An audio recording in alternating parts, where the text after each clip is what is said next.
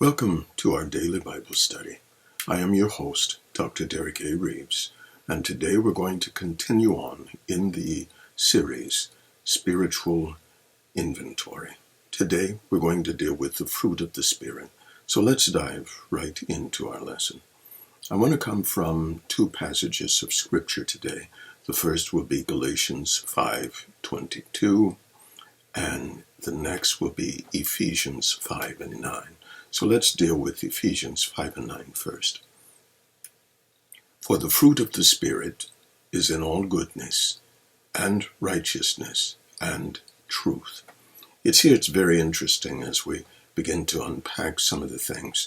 Again, this term fruit, and I think in many occasions people are not aware of its meaning. It is the word karpos, and karpos then deals with the fruit of the womb, or the offspring. And so it talks about what is yielded or what is developed by the Spirit.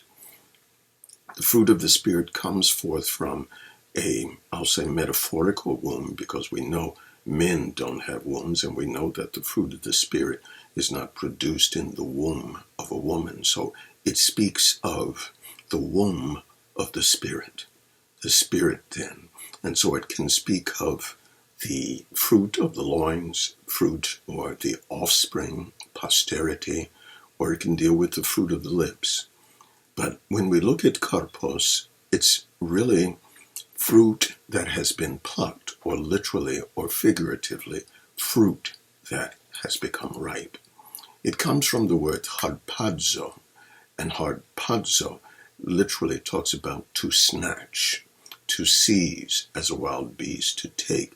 And it speaks of suddenly, or a transport. And so fruit then is fruit that has been, first of all, matured, and it has been plucked quickly. And so it's from the womb of the Spirit where this fruit and these things have matured, and they are to be utilized.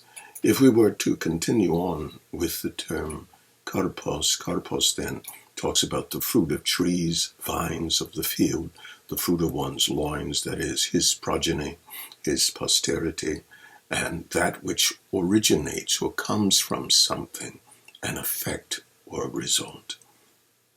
And so when we speak of the fruit of the Spirit, then we're talking about this fruit, these behavior patterns, these specific characteristics. They will be produced and they originate out of the Spirit. They flow through the human spirit, and they are then snatched, or they are harvested within the human soul. The human soul, then we speak of the mind, we speak of the consciousness, the awareness of what one is conscious of, even the living atmosphere. When we speak of the atmosphere, we're speaking of the conjecture or the combination of both the brain, the mind, the central nervous systems, the central nervous and the peripheral, and then also the vagus nerve that moves from the very brain to the gut, and they comprise the I'll say background or the environment in which the soul can gain information and utilize it as useful information in everyday living.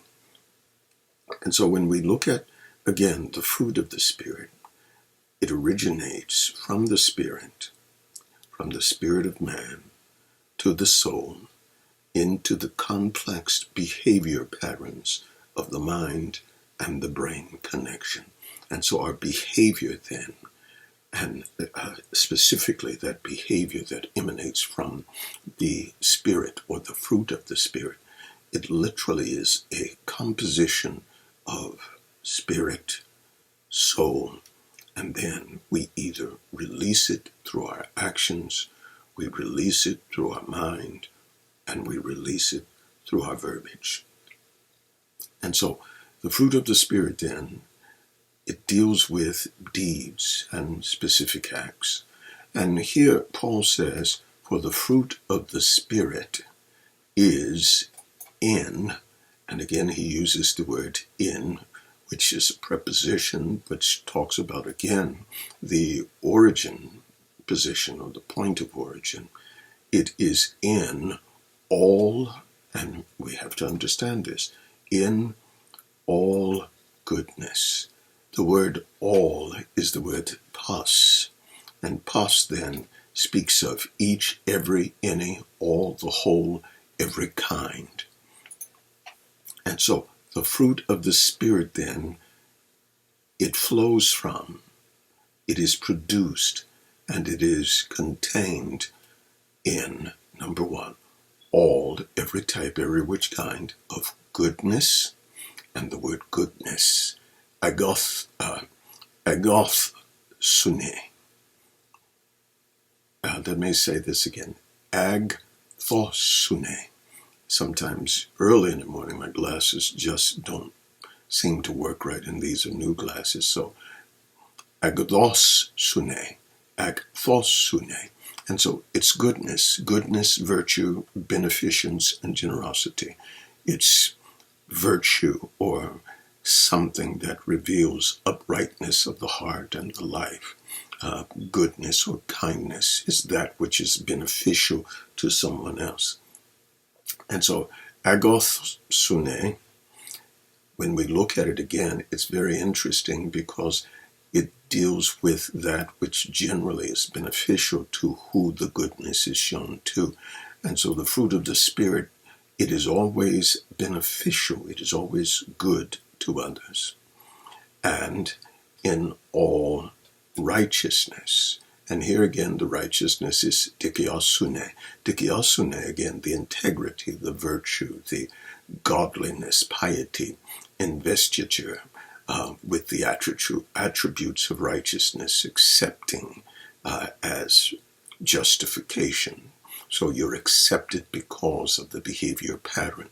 And so dikaiosune, again, integrity of the heart, integrity of business. And so for the fruit of the Spirit it is conducted through all goodness, that which is beneficial, righteousness, that which has integrity and uprightness of heart, and finality in truth, aletheia. And so goodness then, when we speak of aletheia, is divine truth, the love of truth, sincerity. It deals with objectively what is true in any matter under consideration. And so it speaks of truth from God's perspective. Now, when we look at this again, let's remember, for the fruit of the Spirit it is prepositionally contained within the acts and the mindset of goodness, righteousness, and truth. And so the fruit of the Spirit will always lead and respond and exemplify goodness, righteousness, and truth.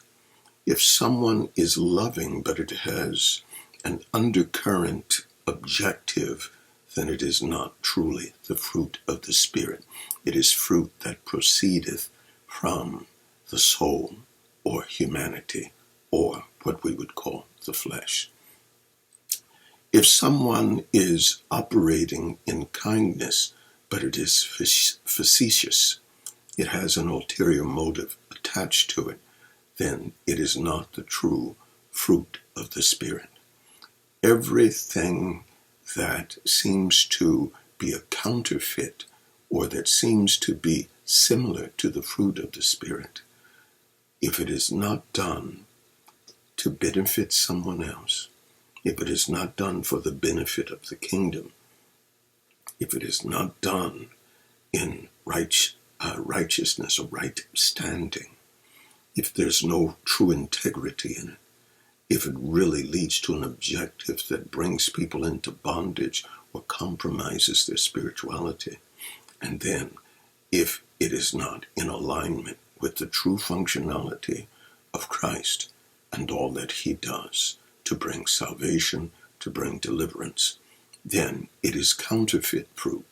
And the counterfeit fruit always leads to the antithesis of what the fruit of the Spirit truly does. If it is counterfeit fruit, then the counterfeit fruit will cause things that are unbeneficial, things that are harmful. It will be unrighteous, and it will promote deceit and a lie. This is all the time we've had.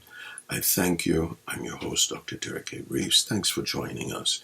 And don't forget to like us and to subscribe. Again, we thank you. Until next time, God bless you.